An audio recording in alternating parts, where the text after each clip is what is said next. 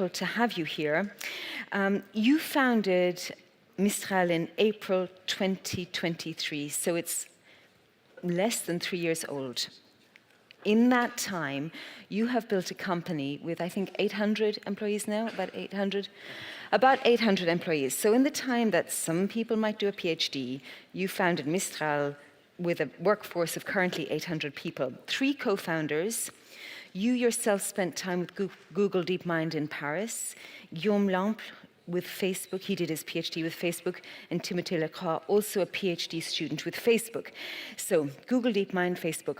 What did you 3, as co-founders, bring from your experiences there to Mistral? What did you want to take from those companies, and what did you want to differentiate? Well, so I mean, before I spent a little more than 2 years at Google. So before that, I was actually in the French academia, and so I would say most of the scientific things I learned were actually in the French academia. But what I learned at DeepMind and what Guillaume and Timothée were learning 1 kilometer away from that at the Meta office was really to train AI models at scale. AI is a capital-intensive R&D endeavor in that you need a lot of computation to actually train strong models, and to train models that are big and running on a lot of GPUs at the same time to make them good, well, you need to have access to the GPUs. And so it turns out that Google had a lot of cash to invest already at that time and was providing with enough infrastructure to do interesting research in that domain. And so that's what I learned, that's what Guillaume and Timothée learned as well. What we wanted to do in 2023 was to actually create a European champion on the domain of generative AI, because we saw the wave coming of disruptive technology that would become critical for digital sovereignty, that would be critical for business continuity, and that would create a lot of value. And the way we saw it from the inside was that there was no alternative at the time, and if we weren't to do anything to promote open source technology and to put Europe on the map, there wouldn't be any Europe on the map. So that's what got us started in 2023. And then we started as a research lab and then grew the company and grew the business. Yeah, you've mentioned the word sovereignty there. It's very, very important, of course. And something that does differentiate you is your B2B model. And you did have a meeting this morning with Luc Frieden, Prime Minister of Luxembourg. Sovereignty, meetings with people like that. How did those conversations go?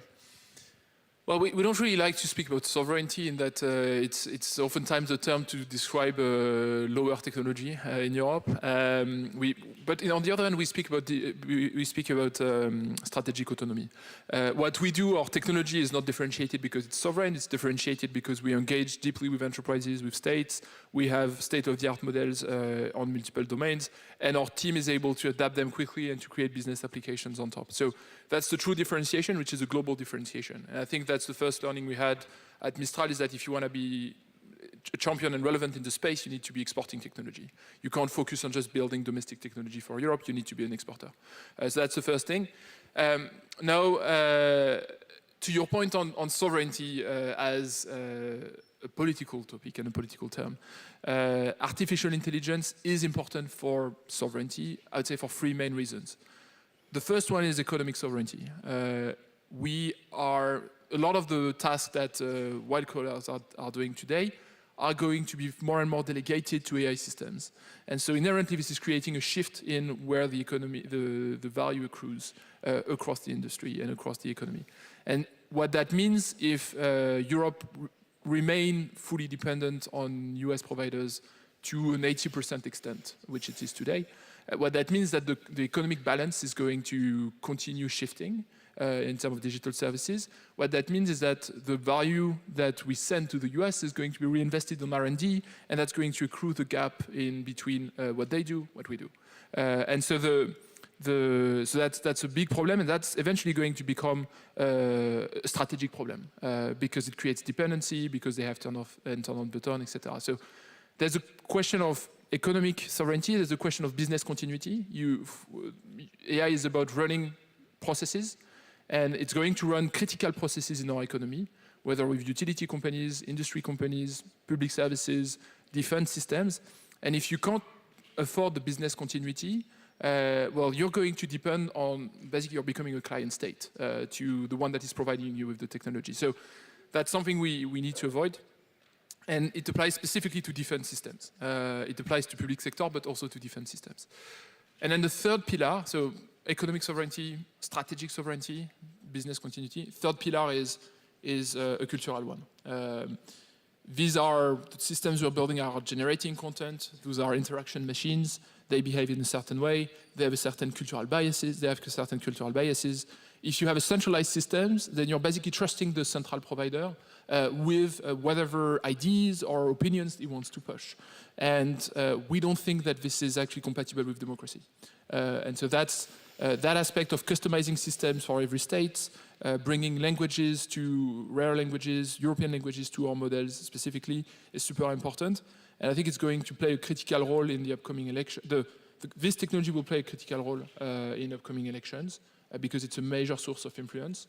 We're a B2B company, so we try and make sure that other companies can take our technology and serve end users, but we're quite afraid of the concentration of AI for consumers. And that's something we should really realize and consider as a risk. Thank you. Well, I'm going to come back to languages. I'm very glad that you mentioned that because we're sitting here in Europe and I don't even know how many languages are in this room. Scaling up at the rate that you have and talent. So money investment, we've been speaking about that for the last day and a half, and finding the right talent at the right price. So firstly, you said that you learned everything you needed to learn at India. That's where you were studying in France for your PhD. Wonderful. We have brilliant researchers across Europe. Where are you finding your best talent? We find them across Europe. Actually, we find them, historically our big headquarters is actually in Paris, which has great engineering schools, great PhD programs. But we also find them here in Luxembourg. We find them in Warsaw. We find them in Germany, in Greece. It's no longer part of the European Union, but we have a fairly big team in the UK as well. Your second biggest office is in It's London. our second biggest office, yes. But overall, our strategy has been to open local offices and go for regional talent pools in Europe. And Europe has a lot of regional talent pools. And if you give a researcher or an engineer the opportunities to stay in his hometown with the right compensation, of course, but also the right project, they would rather do that than fly to the US. So our strategy has been really to have these local offices and hire junior people, because Europe is great at producing junior people, and then sometimes relocate some of our fellow European citizens from the US to Europe, and they bring a certain seniority. Well, that's an interesting point, that you're hiring junior people in Europe, and I'm going to lean on that slightly because the salary tag, and I know this because I've got friends at Google DeepMind in London, they can get 7 figures for the work they do. So why would somebody choose to work with Mistral as opposed to getting those 7 figures in the US? Well, first of all, they get similar salaries with us, and especially what they see in coming with us, that we heavily incentivize them with options and shares. And so the equity trajectory we've had means that from a pure economic perspective, joining Mistral has been actually more interesting than joining Google. So that's how we work. It's actually something. The stock option regimes is a bit of a nightmare, honestly, in Europe, because you have 27 of them. And so unification of that would be great, although it's very hard because it's basically fiscally. You've touched on a topic of the day. Yes. So, well, that wasn't the first time something like that was brought to our attention. Yesterday with Hélène von Roeder, CFO of Merck Group. And she was saying that, well, in a different way, but similar, with some of the EU legislation, country to country, there are other tweaks put on top. So you've talked about shares, but I imagine it might be the same with the hiring, the HR process. So if you could put out a few recommendations for a company that's growing at the rate you're growing, what would make your life simpler and more efficient for companies to grow at the rate you are growing? Well, I think the biggest problem in Europe are the notice periods. The fact that you can't just get some people from companies because they will need to stay there for 3 months. So the viscosity of hiring is much, much higher than in the US. So the biggest problem, and it applies to every country in different ways, some are worse than others, is the fact that an employee who wants to leave his company has to give a 3 months notice period. And that's a full catastrophe. We should give more rights to employees, make sure that if they want to leave their company, they can leave their company in like a week. And that's the biggest source of, there are many things that are harder to build here in Europe than in the US. But the viscosity of hiring is one of them. There are other things, but I would say if there was one thing to improve, it's really this. What would the second thing be? Well, I think there are things that inherently Europe cannot do much about because it's about time and depth of the ecosystem and accumulation of different companies that have already scaled. But the biggest hurdle we find ourselves in is to hire senior people, executives, people that have scaled go-to-market teams, people that have scaled marketing teams.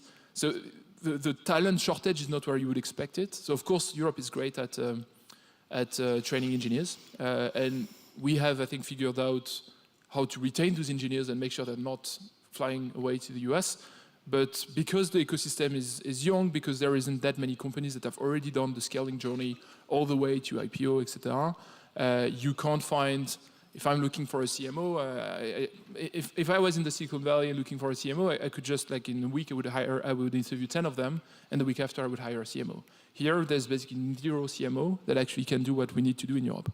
And so there's a strong shortage there and nothing we can do about it because it's all about experience. It's all about having already the companies that have trained those people, those executives that will join younger companies. You mentioned engineers. I know that you need engineers, of course. We all know that in the room. Daniela Amodi, co-founder and president of Anthropic, very recently is famed in the media for saying humanities subjects are becoming more important than ever. What do you think about that? How many humanities degrees are you hiring? No, we hire a lot of, we have a bias toward engineers, including in sales team, but when, like our research team is actually a team of PhDs, and some of them are actually humanity trained. So we have journalists that are tweaking the models and making sure that they behave in a certain ways, making sure that they are unbiased. And so inherently we do content generation, and content generation is a media. So you need to have people that know how media is done, how writing is done. Our models are actually great at creative writing, and they get picked up for that. So we get creative people that use our models to do that.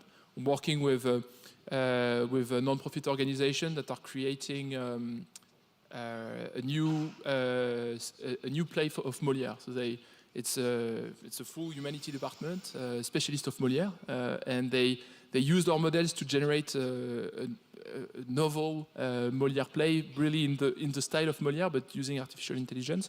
And so there are many creative things to do. There's also a lot of topics around how do you treat history topics, etc. And so we have a full team called Model Behavior in the company, and those are mostly humanity trained. I just want to point out that not all journalists have humanities degrees. I also want to point out that Daniela's brother, Dario, studied physics and biophysics. So I think they have a brilliant balance there between the two of them. I don't have much time, sadly, with you. So I'm going to just jump on a bit very briefly on languages in Europe, large language models. How are you approaching that? Because it's a tough question. Well, it's at the end, what matters if you want to make models strong in a certain language is that you need to have access to content in this language. And then you need to pick, at the time of training, you choose whether you're going to make the model slightly worse in English, but slightly better in German or in French. And so we make choices that are actually much more even across the languages because inherently our market is 60% in Europe. So we serve those. It matters for text, it matters for audio as well. We have released audio transcription machines that are great at dealing with all the European languages. The way we do it is really to deliberately choose to make our models slightly worse in English, but slightly better in other languages.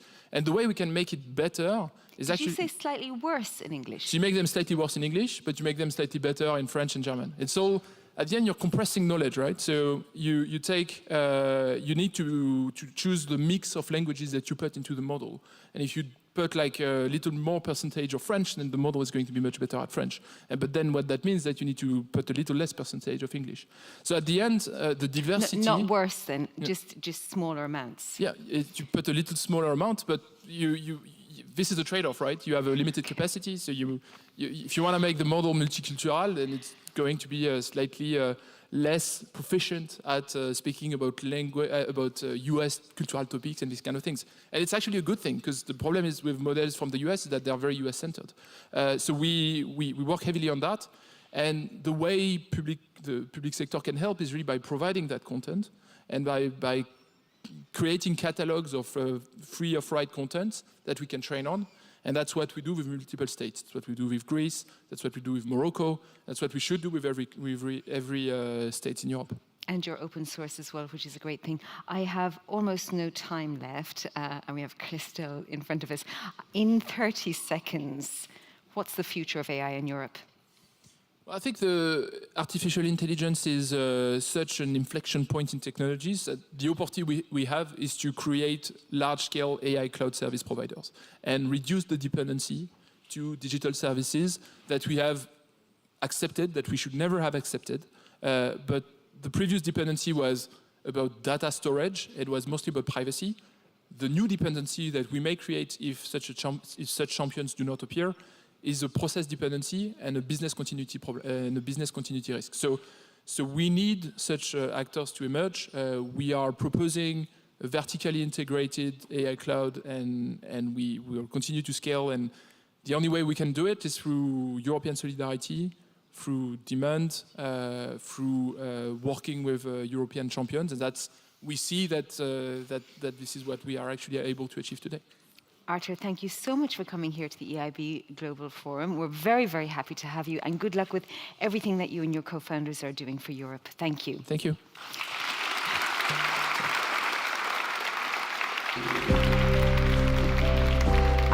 Sorry, everybody, we have, since it is our wonderful Julie Becker from the Luxembourg Stock Exchange, we have one comment or question. So please remain. I'm sorry to interrupt. I have a burning question.